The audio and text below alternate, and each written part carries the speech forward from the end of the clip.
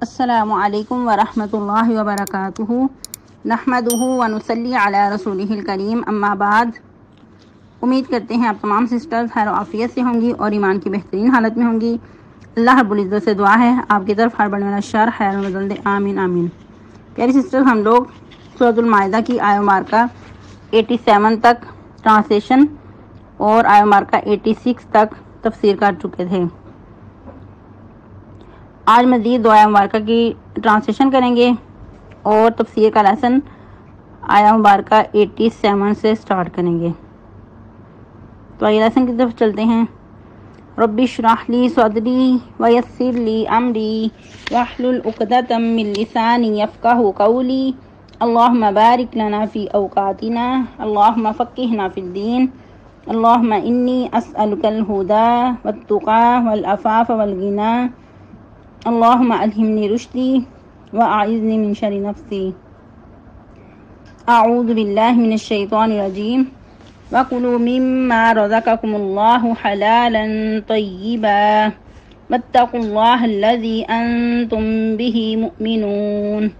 لَا يُؤَاخِذُكُمُ اللَّهُ بِاللَّغْوِ فِي أَيْمَانِكُمْ وَلَكِنْ يُؤَاخِذُكُمْ بِمَا عَقَّدتُّمُ الْأَيْمَانَ فَكَفَّارَتُهُ إِطْعَامُ 10 مساكين من أوسط ما تطعمون أهليكم أو كسوتهم أو تحرير رقبة فمن لم يجد فصيام 3 أيام ذلك كفارة أيمانكم إذا حلفتم واحفظوا أيمانكم كذلك يبين الله لكم آياته لعلكم تشكرون۔ ٹرانسلیشن۔ فَكُلُوا اور کھاؤ مما رزقکم اللہ اس میں سے جو رزق دیا تم کو اللہ نے، حلالا طیبا حلال اور پاکیزہ، واتقوا اللہ الذی انتم بہ مؤمنون اور اللہ سے ڈرتے رہو، وہ ذات کہ ہو تم اس پر ایمان لانے والے۔ لا یؤاخذکم اللہ نہیں مواخذہ کرے گا تم سے اللہ تعالیٰ باللغو فی ایمانکم تمہاری لغو قسموں پر، ولیکن یؤاخذکم اور لیکن وہ مواخذہ کرے گا تم سے بما عقدتم الایمان ساتھ اس کے جو پختہ قسمیں کھائیں تم نے۔ فکفارتہ اطعام 10 مساکین تو کفارہ ہے اس کا 10 مساکین کو کھانا کھلانا، من اوسطی اوسط درجے کا، ما تطعمون اہلیکم جو تم کھلاتے ہو اپنے اہل کو، او کسوتہم یا ان کو کپڑے پہنانا، او تحریر رقبہ یا ایک گردن غلام آزاد کرنا۔ فمن لم یجد تو جو کوئی نہ پائے، فصیام 3 ایام تو روزہ رکھے 3 دن کے۔ ذالک کفارۃ ایمانکم اذا حلفتم یہ کفارہ ہے تمہاری قسموں کا جب تم قسمیں کھا لو۔ واحفظوا ایمانکم اور حفاظت کرو اپنی قسموں کی۔ کذالک یبین اللہ لکم آیاتہ اسی طرح کھول کھول کر اللہ بیان کرتا ہے تمہارے لیے اپنی آیات، لعلکم تشکرون تاکہ تم شکر ادا کرو۔ تفسیر آیہ مبارکہ 87 سے۔ آج کا لیسن بہت ہی زیادہ امپورٹنٹ ہے اور ہماری روزمرہ کی لائف سے ریلیٹڈ ہے۔ جیسا کہ ہم لوگ یہود و نصارہ کے ٹاپک پہ لیسن پڑھ رہے تھے، پھر ہم نے نصارہ کے بارے میں پڑھا کہ وہ مومنین کے، صحابہ کرام کے، نبی صلی اللہ علیہ وسلم کے محبت میں قریب تر ہیں۔ پھر ہم نے مزید کل کے لیسن میں 7 پارے کے ابتدائیہ میں پڑھا کہ جو نصارہ تھے ان کے اندر بہت ساری خیر بھی تھی اور جو ان کے اندر نرمی تھی اور مسلمانوں کے قریب تر تھے، تو اس کے نتیجے میں بہت سارے لوگ مسلمان بھی ہو گئے اور سرفرست نجاشی بادشاہ تھا، اور آپ لوگوں کو ہوم ورک دیا گیا تھا کہ آپ لوگوں نے بتانا ہے کہ نجاشی بادشاہ صحابی اس کو کہہ سکتے ہیں یا کہ نہیں۔ تو الحمدللہ بہت ساری بہنوں نے کہا کہ نجاشی بادشاہ جو تھا وہ صحابی نہیں تھا، اور پھر الحمدللہ اللہ تعالیٰ آپ کے علم و عمل میں برکت عطا کرے۔ آپ لوگوں نے ساتھ وضاحت بھی کی کہ صحابی کی ڈیفینیشن یہ ہے کہ جس نے نبی صلی اللہ علیہ وسلم کو دیکھا ہو تو اس کو صحابی کہتے ہیں۔ تو مکمل ڈیفینیشن یاد رکھیں کہ اس کو صحابی کہا جاتا ہے جس نے ایمان کی حالت میں نبی صلی اللہ علیہ وسلم کو دیکھا ہو اور پھر ایمان کی حالت میں ہی وفات پائی ہو، ورنہ آپ کو پتہ ہے کہ بہت سارے لوگ ایسے بھی تھے جنہوں نے نبی صلی اللہ علیہ وسلم پہ ایمان یعنی کہ لائے، لیکن بعد میں بس قسمی کے مرتد ہو گئے۔ کچھ لوگ تو آپ صلی اللہ علیہ وسلم کی زندگی میں بھی ایسا ان کے ساتھ ہوا کہ ایمان لانے کے بعد وہ مرتد ہو گئے، اور کچھ آپ صلی اللہ علیہ وسلم کی وفات کے بعد مرتد ہو گئے۔ تو صحابی اسی کو کہا جاتا ہے جس نے ایمان کی حالت میں نبی صلی اللہ علیہ وسلم کو دیکھا ہو، ملاقات کا شرف حاصل ہوا ہو، اور پھر ایمان کی حالت میں ہی اس کی وفات ہوئی ہو۔ تو نجاشی بادشاہ مسلمان ہو گیا تھا، خوش قسمتی ان کی، لیکن نبی صلی اللہ علیہ وسلم سے ملاقات کا شرف حاصل نہیں ہوا تھا، اس لیے پھر ان کو صحابی نہیں کہیں گے۔ اور بھی بہت سارے لوگ تھے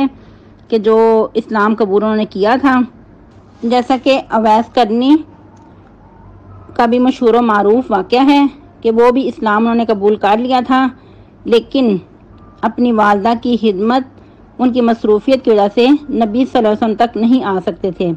لیکن انتہائی نیک اور اپنی والدہ کے ساتھ بہت زیادہ خدمت گزار، اس کا ان کو یہ شرف حاصل ہوا کہ نبی صلی اللہ علیہ وسلم نے فرمایا تھا کہ جب ان سے ملاقات ہو ان کو سلام کہنا اور اپنے لیے دعا کرانا۔ اور کس کو یہ الفاظ کہے تھے؟ سیدنا عمر رضی اللہ تعالی عنہ کو۔ خیر اپنے موضوع کی طرف آتے ہیں۔ جیسا کہ ہم بات کر رہے تھے کہ عیسائی لوگ بہت مومنین کے قریب تھے، لیکن ہم ان کو یہ نہیں کہیں گے کہ ان کی جو محبتیاں تھیں، ان کی جو دوستیاں تھیں، وہ ان کو ہم مسلمان کہنے لگ جائیں، ان کے ساتھ اتحاد قائم کر لیں۔ ایسا نہیں ہے۔ جو ان کا عقیدہ غلط ہے اس وجہ سے وہ اسلام کے دائرے میں داخل نہیں ہو سکتے، ان کو ہم مسلمان نہیں کہہ سکتے۔ ہاں جو ان میں سے مسلمان ہوئے تھے، جنہوں نے اسلام قبول کیا تھا، یقیناً ان کو پھر مسلمان کہیں گے۔ ان کے علاوہ جتنے بھی تھے، چاہے جتنا مرضی محبت کا دعویٰ کریں، وہ مسلمان نہیں ہو سکتے۔ تو اصل میں جو ادھر یہ آیت مبارکہ لانے کا مقصد تھا کہ وہ پیچھے جیسا کہ نصارہ کے بارے میں گفتگو چل رہی تھی، تو ان کے اندر رہبانیت کا کنسیپٹ پایا جاتا تھا، گوشہ نشینی یہ لوگ اختیار کرتے تھے، اور اس عمل کو بہت پسندیدہ سمجھا جاتا تھا۔ تھوڑی سی وضاحت کر دوں کہ رہبانیت اختیار کرنا کیسا تھا ان کا، کہ اپنے گھر بار سے الگ تھلگ کہیں ایک کونے میں گوشہ نشینی یعنی کہ اختیار کر لیتے، ایک گوشے کو اختیار کر لیتے، لوگوں سے ملنا ملانا ان کے اندر نہیں رہتا تھا، یہاں تک کہ کچھ لوگ شادی بھی نہ کرتے، یا پھر اگر شادی ہوئی ہے تو بیوی بچوں سے دستبردار ہو کر ان کی ذمہ داریوں کو چھوڑ کر تو بس اللہ کی عبادت ہی کرتے رہتے، ہر وقت اللہ کی عبادت کرتے رہتے۔ جیسا کہ جو احادیث رسول پڑھ رہے ہیں ریاض الصالحین، تو انہوں نے جریج کا واقعہ پڑھا تھا، بہت ہی نیک شخص تھا، وہ بھی رہبانیت اس نے اختیار کی تھی، گوشہ نشینی اختیار کی ہوئی تھی۔ تو کیا ہوا کہ اس کی والدہ آئیں، وہ نماز پڑھ رہا تھا تو اس نے اگنور کیا، اور پھر دوسرے دن کی والدہ آئیں، پھر انہوں نے کوئی جواب نہ دیا، اور ساتھ پریشان بھی ہو رہے ہیں کہ اے اللہ، ایک طرف میری والدہ اور دوسری طرف میں نماز پڑھ رہا ہوں۔ پھر تیسرے دن ایسا ہی ہوا، لیکن انہوں نے کوئی جواب نہ دیا۔ اور ادھر یہ بھی وضاحت کر دوں کہ اگر انسان نفلی نماز ادا کر رہا ہے، اگر والدہ آواز دے اور ان کو پتہ نہیں کہ آپ نماز پڑھ رہے ہیں، تو پھر آپ کو ضروری ہے کہ آپ نماز توڑ کے والدہ کی بات سنیں پہلے۔ تو انہوں نے کیا کیا کہ مسلسل نماز میں ہی رہے، یہاں تک کہ والدہ بہت پریشان ہوئی، اور بے اختیار والدہ کے منہ سے کیا نکلا کہ تجھے تب تک موت نہ آئے جب تک تو کسی فاحشہ عورت کا چہرہ نہ دیکھ لے۔ تو یہ بددعا ایسی پوری ہوئی کہ ان پہ زنا کی تہمت لگی، اور مزید لمبا چوڑا واقعہ کہ اس پہ لوگوں نے ان کو بہت برا بلا کہا، اور بہت ان کو تانے دیے کہ ایک طرف تو عبادت کرتے ہو، دوسری طرف یہ گل رچائے ہوئے ہیں، حالانکہ ایسا کچھ نہیں تھا۔ ان پہ یہ تہمت لگائی گئی تھی، الزام لگایا گیا تھا، اور لوگوں نے اتنا ان کو مارا، برا بلا کہا، یہاں تک کہ ان کا جو عبادت خانہ تھا وہ بھی انہوں نے گرا دیا۔ تو اللہ کا کرنا کہ جس کی طرف منسوب کرتے تھے، یعنی کہ بچہ ان کا ہے، بچے کو لایا گیا، تو بچے نے بول کر بتایا، سبحان اللہ، چھوٹا سا بچہ تھا بالکل گود میں، جس کے بارے میں سوچا بھی نہیں جا سکتا کہ وہ بچہ بات کرے، لیکن اللہ رب العزت نے ان پہ فضل و کرم کرتے ہوئے اس بچے کو قوت گویائی دی۔ اس بچے نے بول کر خود کہا کہ فلاں جو چرواہا ہے وہ میرا باپ ہے۔ تو اس طرح اللہ رب العزت نے ان کو پھر اس گناہ سے بری کر دیا، لیکن جو والدہ کی بد دعا تھی وہ پوری ہوئی۔ تو بتانے کا مقصد یہ ہے کہ پہلے لوگوں میں رہبانیت تھی، اور اسپیشل جو نصارہ تھے ان کے اندر رہبانیت کا بہت زیادہ کنسیپٹ پایا جاتا تھا۔ تو اللہ رب العزت نے اس مبارکہ کو نازل کر کے اس بات کو واضح کرنا تھا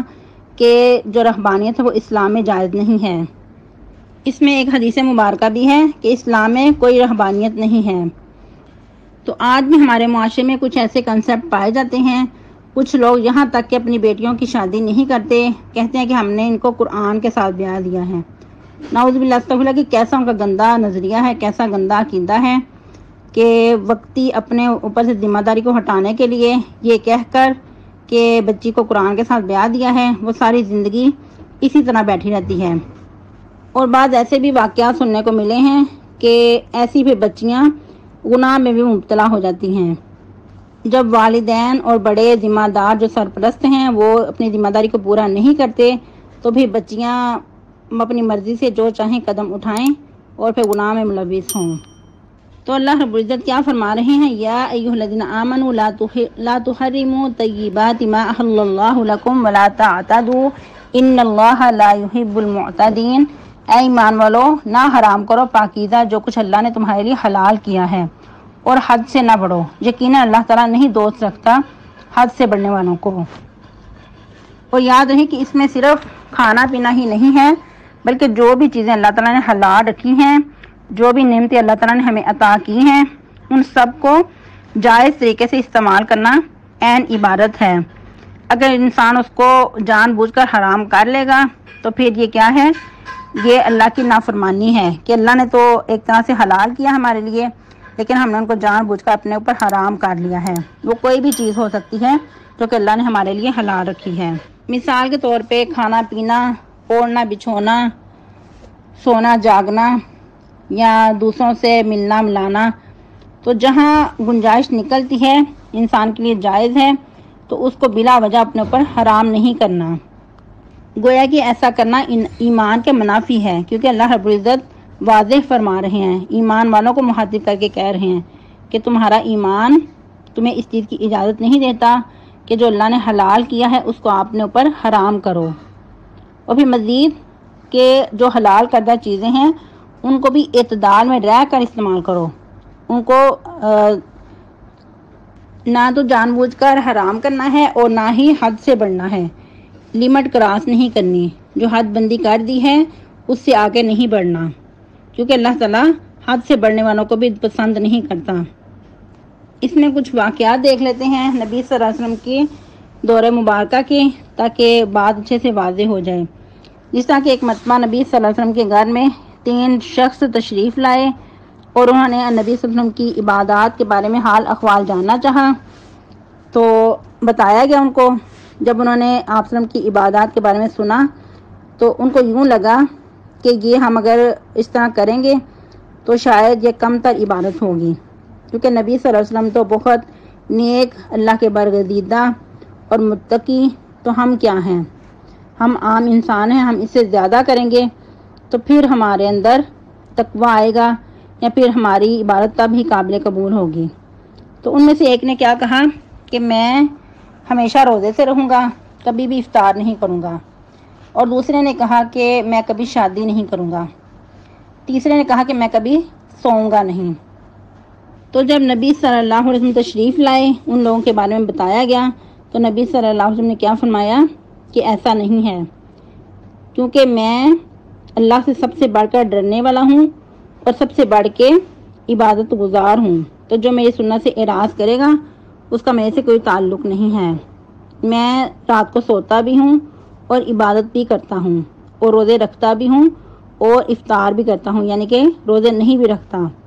ہر دن روزے سے نہیں ہوتا۔ پھر میں نے شادیاں بھی کی ہیں، تو جو میری سنت سے اعراض کرے گا اس کا میرے سے کوئی تعلق نہیں ہے۔ یعنی کہ آپ صلی اللہ علیہ وسلم نے امت کو میانہ روی سکھائی۔ ان چیزوں میں تمام چیزیں ہی آ جاتی ہیں کہ جو بھی اللہ نے حلال رکھی ہیں، جائز رکھی ہیں، ان کو اگر صحیح طریقے سے اپنائیں گے تو یقیناً وہ بھی ہمارے لیے عبادت میں شمار ہوں گی، کیونکہ پہلے جو رہبانیت تھی اللہ نے اس سے منع کر دیا، اور اللہ رب العزت نے امت محمدیہ صلی اللہ علیہ وسلم پہ فضل و کرم کرتے ہوئے ہر وہ چیز کہ جو جائز ہے، حلال ہے، اس کو کرنے پہ بھی اللہ رب العزت نے ثواب رکھ دیا، اجر رکھ دیا۔ جس طرح ایک اور صحابی تھے سیدنا عبداللہ بن عمر، یہ تینوں صحابی رسول تھے۔ عبداللہ بن عمر بن عاص رضی اللہ تعالیٰ عنہم، بہت کم صحابہ کرام تھے جن کو تینوں باپ، بیٹا اور دادے کو یعنی کہ صحابی رسول ہونے کا شرف حاصل ہوتا تھا۔ چند ایک صحابہ کرام ہیں جن کو یہ خاص اعزاز حاصل تھا، تو یہ بھی انہی میں سے ایک تھے۔ تو جب ان کی شادی ہوئی تو یہ اپنی ہی روٹین میں مصروف تھے، سارا دن روزے رکھنا اور رات کو زیادہ سے زیادہ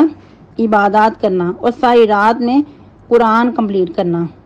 تو جب نبی صلی اللہ علیہ وسلم کو اس بات کی خبر دی گئی تو نبی صلی اللہ علیہ وسلم نے ان کو اپنے پاس بلایا اور کہا کہ یہ بالکل پسندیدہ نہیں ہے، تمہارے اوپر بہت سارے حقوق ہیں، تمہارے اوپر مہمان کا بھی حق ہے، تمہارے گھر والوں کا بھی حق ہے، تمہاری آنکھوں کا، تمہارے جسم کا بھی حق ہے، اور تمہارے جو ملنے ملانے والے ہیں ان کا بھی حق ہے، اور ہر ایک کو اس کا حق دو۔ یہ لمبا چوڑا طویل واقعہ ہے جو آپ پہلے بھی بارہا سن اور پڑھ چکے ہوں گے۔ تو بتانے کا مقصد یہی ہے کہ نبی صلی اللہ علیہ وسلم نے اور اللہ رب العزت نے ہر انسان کو میانہ روی سکھائی ہے۔ اور کچھ اور بھی لوگ تھے کہ جنہوں نے کھانا پینا اپنے اوپر حرام کر لیا تھا کہ ہم نے یہ نہیں کھانا، یہ نہیں کھانا، تو اس وقت بھی یہ آیا مبارکہ نازل کہ جو چیزیں اللہ نے حلال کی ہیں ان کو بلا وجہ جان بوجھ کر حرام نہ کرو۔ جس طرح ایک شخص کے بارے میں آتا ہے کہ اس نے کہا کہ میں گوشت کھاتا ہوں تو میرے نفسانی جذبات ابھرتے ہیں، تو اس نے اپنے اوپر گوشت کو حرام کر لیا۔ تو اس کو بھی تنبیہ کی گئی کہ جو چیزیں اللہ نے حلال رکھی ہیں، جو کھانا پینا اللہ نے حلال رکھا ہے، اس کو بلا وجہ حرام نہ کرو۔ تو اس میں یہ حکمت ہے کہ جو چیز انسان کو لگے کہ صحت کے لیے نقصان دہ ہے یا جو صحت سے ہٹ کر ہے، تو پھر اس کو تھوڑا سا انسان کم کر لے، ایک حد میں رہ کر استعمال کرے۔ کسی بھی حلال چیز کو حرام کر لینا یہ بالکل بھی پسندیدہ نہیں ہے، اسلام میں جائز نہیں ہے۔ البتہ کچھ چیزیں ایسی ہوتی ہیں بعض اوقات کہ انسان ان کو کھائے تو انسان کی صحت برداشت نہیں کرتی، تو اس وقت ایسی چیزوں کو اپنی صحت میں تھوڑا سا کم، اپنی روٹین میں تھوڑا سا کم کر لینا چاہیے۔ بالکل ان کو چھوڑ دینا یا یہ کہہ دینا کہ میں ان کو اپنے اوپر حرام کر لوں گا تو یہ پھر جائز نہیں ہے۔ پھر مزید کچھ ایسے بھی واقعات پیش آئے کہ شادی شدہ ہونے کے باوجود اپنے بیویوں سے دور رہتے تھے، تو ان کو بھی سخت تنبیہ کی گئی کہ ایسا کرنا جائز نہیں ہے۔ اور جیسا کہ آپ لوگ سورۃ البقرہ میں بھی پڑھ چکے ہیں، جو ایلا کے اندر کہ 4 مہینے سے زیادہ کسی شوہر کے لیے جائز نہیں کہ وہ بلا وجہ اپنی بیوی سے دور رہے، الا کہ کوئی ایسی صورت ہو کہ بیوی بیمار ہے یا کوئی اور ایسا مسئلہ ہے تو پھر اور بات ہے، ورنہ جان بوجھ کر بلا وجہ ایک دوسرے سے دور رہنا جائز نہیں ہے۔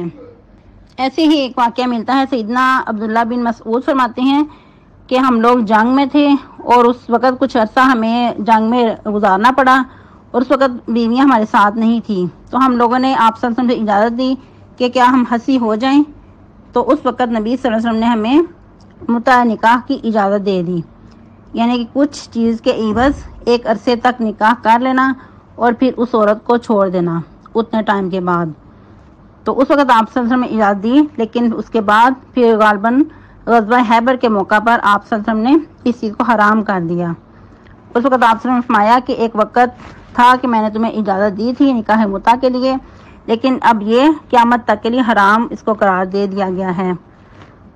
پھر نبی صلی اللہ علیہ وسلم نے اس وقت یہاں تک فرمایا کہ اگر کسی کے پاس کوئی ایسی عورت ہے یعنی کہ جس کے ساتھ وہ نکاح متع کر چکا ہے تو اس کو چھوڑ دے، اور جو کچھ وہ دے چکا ہے اس میں سے بھی کچھ واپس نہ لے۔ لیکن افسوس کے ساتھ کہ آج بھی یہ جو نکاح متع ہے کچھ لوگ اس کو حلال سمجھتے ہوئے کر رہے ہیں، تو افسوس کے ساتھ کہ جو چیزیں حرام ہیں ان کو جب حلال سمجھتے ہوئے انسان کر گزرتا ہے تو پھر اللہ کی حدوں کو کراس کر رہا ہے۔ یہاں اللہ تعالیٰ کھلے الفاظ میں فرما رہے ہیں ان اللہ لا يحب المعتدین، یقیناً اللہ تعالیٰ ایسے لوگوں کو، حد سے بڑھنے والوں کو دوست نہیں رکھتے۔ تو پھر ایسے لوگوں کو خیر منانی چاہیے کہ جو بلا وجہ حد اقراص کر رہے ہیں اور حرام کے مرتکب ہو رہے ہیں۔ اور یہاں تک کہ جو شیعہ حضرات ہیں جن کے ساتھ بہت سارے مسلمان کہلانے والے محبت کی پینگیں ڈال رہے ہیں اور ان کو اپنا دینی بھائی سمجھتے ہیں، ان کے ساتھ سارے معاملات کرتے ہیں، تو ان کی کتابوں میں یہاں تک لکھا ہے کہ جو ایک بار نکاح متع کرتا ہے، ان کے متع کرتا ہے، وہ نعوذ باللہ استغفر اللہ کہ ابو بکر جیسا رتبہ پاتا ہے، جو 2 بار وہ عمر فاروق جیسا اور 3 بار عثمان غنی جیسا، کچھ اس قسم کی بکواس وہ کرتے ہیں۔ اور بلکہ کچھ عرصہ پہلے ہی میں نے خود اپنی آنکھوں سے دیکھا کہ ایک پمفلٹ اشتہار ٹائپ تھا، اس کے اندر لکھا ہوا تھا باقاعدہ اس نکاح متع کو پروموٹ کرنے کے لیے انہوں نے وہ فلیٹ جو تھے وہ دیے ہوئے تھے اور اس پہ اپنا ایڈریس وغیرہ بھی دیا ہوا تھا، نمبر وغیرہ بھی، کہ جو نکاح متع کرنا چاہتا ہے وہ ہم سے رابطہ کرے۔ تو بہت ہی افسوس اور دکھ کی بات ہے کہ جو اللہ تعالیٰ نے حرام کر دی چیزیں ہیں ان کو انسان جان بوجھ کر حلال کرے اور اس پہ پھر اتنی ڈٹائی کے ساتھ چل رہا ہو، تو ایسا شخص پھر لعنت کا ہی مستحق ہو سکتا ہے، اور پھر کیا کہا جا سکتا ہے۔ اس میں حدیث مبارکہ بھی ہے، اللہ رب العزت فرماتے ہیں کہ حلال بھی واضح ہے اور حرام بھی واضح ہے، اور ان کے درمیان کچھ متشابہات ہیں، مشتبہات چیزیں ہیں، تو جو اس سے بچ گیا اس نے خود کو بچا لیا، گویا کہ اس نے اپنا دین، ایمان، اپنی عزت کو بچا لیا۔ لیکن جو ان مشتبہات چیزوں میں مبتلا ہو گیا اس نے اپنی عزت اور دین کو داؤ پہ لگا لیا۔ تو یہ حدیث مبارکہ آپ نے عربی میں سنانی ہے اور اس کو یاد بھی کرنا ہے۔ اور مزید کچھ ایسے بھی واقعات نبی صلی اللہ علیہ وسلم کے زمانہ مبارکہ میں رونما ہوئے کہ جنہوں نے کافی عرصے تک اپنے بیویوں سے علیحدگی کی ہوئی تھی، آپ صلی اللہ علیہ وسلم نے ان کو حکم دیا کہ اسی وقت اپنے بیویوں کے پاس جاؤ اور جو آپ نے علیحدگی کی ہے ان کو چھوڑ دو، یعنی کہ علیحدگی جو آپ نے بلا وجہ سے کی ہے وہ تمہارے لیے جائز نہیں ہے۔ مزید یہ کہ نبی صلی اللہ علیہ وسلم کے زمانہ مبارکہ کے بعد سیدنا عمر فاروق کے دور میں بھی ایسے واقعات سامنے آئے، تو اس وقت بھی سیدنا عمر فاروق رضی اللہ تعالیٰ عنہ نے ایک لمٹ مقرر کر دی کہ جو شادی شدہ حضرات ہیں، یہاں تک کہ مجاہدین ہیں، وہ 4 مہینے سے زیادہ اپنی بیویوں سے دور نہ رہیں، 4 مہینے تک ان کو اجازت ہے اپنے گھروں میں جا سکتے ہیں۔ اور بھی ہمارے معاشرے میں یہاں تک ہو رہا ہے کہ کچھ جوڑے بڑے خوشی اور فخر کے ساتھ بتاتے ہیں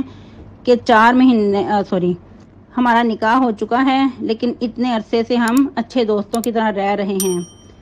تو یہ چیز سراسر قرآن و حدیث کے خلاف ہے۔ بتانے کا مقصد یہ ہے کہ یہ سارا کچھ جو خود ساختہ اس قسم کے جو خرافات ہیں ہمارے معاشرے میں پائی جا رہی ہیں، تو یہ اسلام کے بالکل منافی ہے۔ ان چیزوں سے ایوائڈ کرنا بہت ضروری ہے اور لوگوں کو ان چیزوں کی اویئرنیس دینی چاہیے کہ جو چیزیں اللہ نے جائز اور حلال رکھی ہیں بلا وجہ ان کو اپنے اوپر حرام کرنا یہ جائز نہیں ہے۔ اور پھر مزید یہ بھی کہ اگر انسان کو زیادہ کھانے کی حاجت ہے، اس کی بھوک زیادہ کھانے سے پوری ہوگی، تو انسان کم کھائے کہ میں زیادہ کھا کر شاید یہ تقویٰ کے خلاف ہے، تو ایسا نہیں ہے۔ وہ بلا وجہ جان بوجھ کر اپنے اوپر ظلم کر رہا ہے، ایسا کرنا اس کے لیے جائز نہیں ہے۔ یا پھر وسعت ہونے کے باوجود انسان نہ اچھا کھائے اور نہ اچھا پہنے، بلا وجہ ان چیزوں سے دور رہے، تو یہ بھی چیز بھی پسندیدہ نہیں ہے۔ لیکن یہ بھی یاد رکھنا چاہیے کہ انسان کو ایک لمٹ میں رہ کر یہ چیزیں استعمال کرنی چاہیے۔ اگر ایسا نہیں اب کہ اگر کسی کے پاس بہت سارا پیسہ ہے تو وہ بلا وجہ ہی اڑاتا رہے، انسان کی جتنی ضرورت ہے اس سے بڑھ کر ہی بلا وجہ اسراف میں بڑھتا رہے، کیونکہ اسراف اللہ تعالیٰ کو پسند نہیں ہے۔ قرآن مجید میں ہی اللہ رب العزت فرماتے ہیں ان المبذرین کانوا اخوان الشیاطین، کہ جو فضول خرچی کرنے والے ہیں وہ شیطان کے بھائی ہیں۔ اور جو لوگ بلا وجہ یہ دلیلیں دیتے ہیں کہ بہت سارا پیسہ ہے، اللہ نے اگر دیا ہے تو پھر ٹھیک ہے، اس کو جس طرح مرضی دل کھول کر استعمال کرو، تو ان کو یہ حدیث مبارکہ بھی یاد رکھنی چاہیے کہ ان البذاذۃ من الایمان، کہ سادگی ایمان کا حصہ ہے۔ اگر ہم ایک لمٹ میں رہ کر اللہ کی جو عطا کردہ نعمتیں ہیں ان کو استعمال کریں گے، اس میں غرباء کا، فقراء کا بھی حق پہچانیں گے، تو یقیناً اس پہ بہت بڑا اجر بھی ہے۔ لیکن بلا وجہ جان بوجھ کر جتنی ضرورت ہے اس سے کم کھانا، یا بالکل ہی گھٹیا کپڑا استعمال کرنا، یا بالکل ہی اللہ کی جو نعمتیں ہیں ان کے آثار اپنے اوپر ظاہر نہ ہونے دینا، تو یہ چیز بھی ایمان کے منافی ہے۔ اس پہ بھی ہمیں دعا سکھائی گئی، جو کہ نبی صلی اللہ علیہ وسلم کی بھی اکثر اوقات یہ دعا ہوا کرتی تھی، ربنا آتنا فی الدنیا حسنۃ وفی الآخرۃ حسنۃ وقنا عذاب النار، آمین۔ تو کیا پتہ چلتا ہے کہ ہر حال میں اعتدال پسندی ہی پسندیدہ ہے اسلام میں، کیونکہ اللہ رب العزت نے ہمیں امت وسط بنایا ہے، افراد تفریط سے ہٹی ہوئی، میانہ روی چلنے والی۔ تو پھر انسان کو اعتدال میں رہ کر ہی زندگی گزارنی چاہیے، اسی میں انسان کی خیر ہے، اسی میں انسان کی بقا ہے۔ تو ساتھ ہی اللہ رب العزت مزید فرما رہے ہیں وَكُلُوا مِمَّا رَزَقَكُمُ اللَّهُ حَلَالًا طَيِّبًا، اور کھاؤ اس میں سے جو تمہیں اللہ نے رزق عطا کیا ہے حلال اور پاکیزہ۔ ادھر وضاحت کر دی کہ جو بھی رزق تمہیں دیا ہے وہ حلال ہو اور پاکیزہ ہو، یعنی کہ حلال ذرائع سے حاصل کیا گیا ہو اور پاکیزہ بھی ہو۔ پہلے بھی آپ کو اس کی وضاحت کی گئی کہ حلال اس کو کہا جاتا ہے جو حلال کمائی سے ہو یا حلال ذرائع سے حاصل کیا گیا ہو، اور طیبہ پاک صاف، گلا سڑا نہ ہو اور اس میں سران وغیرہ نہ ہو، اور پھر مزید صحت بخش بھی ہو۔ لیکن اگر آج ہم اپنی غذاؤں پہ غور کریں تو کیسی غذائیں ہم کھا رہے ہیں، اور اسپیشلی ہمارے جو بچے ہیں، جو نیو جنریشن ہے، وہ کن غذاؤں کے پیچھے پڑی ہوئی ہے، جو فاسٹ فوڈ ہیں بھی بہت مہنگے اور بالکل بے برکتی والا کھانا اور صحت کے لیے بھی نقصان دہ۔ تو ان چیزوں سے ایوائڈ کرنا بہت ضروری ہے۔ گھر کا جو سادہ اور پاکیزہ کھانا ہے اس کو کھانے کی طرف توجہ دیں۔ یہ جو فاسٹ فوڈ ہیں یہ کبھی کبھار ہو گیا کہ جو باہر انسان کبھی کوئی ایمرجنسی ہے تو اس وقت نعمت ہے، لیکن اس پہ بھی ایوائڈ کرنا ضروری ہے، کیونکہ ہمیں نہیں پتا کہ ان کے اندر جو چیزیں یوز کی جا رہی ہیں پتہ نہیں وہ کیسی ہیں، جو فارمولے ان پہ یوز کیے جاتے ہیں وہ حلال بھی ہیں کہ نہیں۔ اور پھر مزید اس سے بھی آگے بڑھیں تو جو کولڈ ڈرنک وغیرہ ہیں وہ بھی صحت کے لیے بہت نقصان دہ ہیں۔ اگر انسان ایک دفعہ یوز کر لیتا ہے تو یقین 2-3 دن بستر پہ پڑا رہتا ہے، گلا بھی خراب اور بخار اور بھی بہت کچھ۔ تو بہتر ہے کہ انسان سادہ غذا استعمال کرے، کولڈ ڈرنکس کی جگہ دودھ کو اہمیت دے، یا پھر اور جو سادہ مشروبات ہیں وہ انسان استعمال کر لے۔ دودھ انسان کے لیے بہترین غذا ہے، اس کے اندر پینے کا بھی کام ہے اور انسان کو بدن کو قوت بھی حاصل ہوتی ہے۔ اور نبی صلی اللہ علیہ وسلم کے گھرانوں میں کیا چیزیں استعمال کی جاتی تھی کھانے میں، جیسا کہ سیدنا عروہ بیان کرتے ہیں کہ خالہ جان نے کہا کہ اے بانجے 2 مہینے ہمارے گھروں میں آگ نہیں جلتی تھی۔ جب انسان کے چولہوں میں یعنی کہ چولہے ہی نہیں جلتے تو پھر کھانا وغیرہ انسان کیسے بنا سکتا ہے، یقیناً کھانا نہیں تیار ہو سکتا۔ تو پھر انہوں نے پوچھا کہ خالہ جان پھر آپ کیا کرتے تھے، آپ کی جو گزر بسر تھی کیسے تھی؟ تو فرمانے لگیں کہ 2 سے 8 چیزوں پہ، کھجور اور پانی پہ، یا پھر بعض اوقات ہمسایوں کی طرف سے دودھ آ جاتا تو وہ ہمیں نبی صلی اللہ علیہ وسلم پلا دیا کرتے۔ تو دودھ بھی کتنا ہوگا، کوئی بہت زیادہ نہیں، لیکن اللہ تعالیٰ نے اس تھوڑے میں بھی ایسی برکت اور شفا رکھی تھی۔ تو جب انسان سادہ اور حلال غذا کھاتا ہے تو یقیناً اس سے انسان کے بدن کو طاقت ملتی ہے۔ اور پھر مزید سب سے بڑھ کر جب انسان اللہ کے احکامات پہ عمل کرتا ہے، قرآن و حدیث کے مطابق چلتا ہے، تو انسان کو اللہ رب العزت ایمانی قوت بہت زیادہ عطا کر دیتے ہیں۔ تو آپ سب کو بھی یہی کہنا چاہوں گی کہ اپنے گھروں میں چکن کی بجائے مٹن، فش اس طرح کی چیزوں کا استعمال کریں، جو کہ آج کا نیو جنریشن ہے وہ کیا کہتی ہیں کہ ہمیں اسے سمیل آتی ہے۔ تو یاد رہے کہ جو چکن آپ لوگ کھاتے ہیں بہت شوق سے تو وہ صحت بخش نہیں ہیں۔ جو مرغیاں ہیں کبھی آپ ان کو دیکھیں وہ بیمار اور پتہ نہیں کیسی مرغیاں آپ کو کھلاتے ہیں، جو کہ انسان کھا کے ان بیمار مرغیوں کی طرح ہی نظر آتا ہے۔ پھر اللہ رب العزت مزید کیا فرما رہے ہیں، وَاتَّقُوا اللَّهَ الَّذِي أَنتُم بِهِ مُؤْمِنُونَ، کہ کھانے پینے سے تمہیں منع نہیں کیا جا رہا، حلال اور جو پاکیزہ ہے وہ ایک لیمٹ میں رہ کر کھاؤ پیو خرچ کرو۔ اور انسان کے کھانے کا مقصد کیا ہو کہ جو میں کھاؤں گا انرجی حاصل ہوگی، کوئی جزو بدن بنے گا تو اس سے میں اچھی عبادت کر پاؤں گا۔ لیکن اس کے ساتھ ساتھ اللہ کا تقوی اختیار کرنا بہت ضروری ہے، اور اللہ سے ڈرتے رہو، وہ پاک ذات کہ تم اس پر ایمان رکھتے ہو۔ اگر تمہارا ایمان کا دعویٰ سچا ہے تو پھر اس پاک ذات سے ڈرتے رہو، اس کا تقوی اختیار کرو۔ اور جیسا کہ سورہ بقرہ میں بھی آپ پڑھ چکے کہ حلال کھاؤ، کھانے پینے سے منع نہیں، لیکن زمین میں فساد کرتے نہ پھرو۔ تو اسی قسم کی ملتی جلتی آیت مبارکہ اللہ رب العزت بار بار قرآن مجید میں فرماتے ہیں کہ کھانے پینے سے منع نہیں کیا جا رہا، لیکن ایک لمٹ میں رہ کر کھاؤ اور کھاتے پیتے رہو، لیکن اللہ کی یاد سے غافل نہ ہو۔ باقی جو تمہارے فرائض ہیں ان کو بھی پورا کرو، اس سے دستبردار نہ ہو۔ اب مثال کے طور پہ انسان یہ کہے کہ ٹھیک ہے اللہ تعالیٰ نے ہمارے لیے حلال اور جائز رکھی ہیں، انسان سارا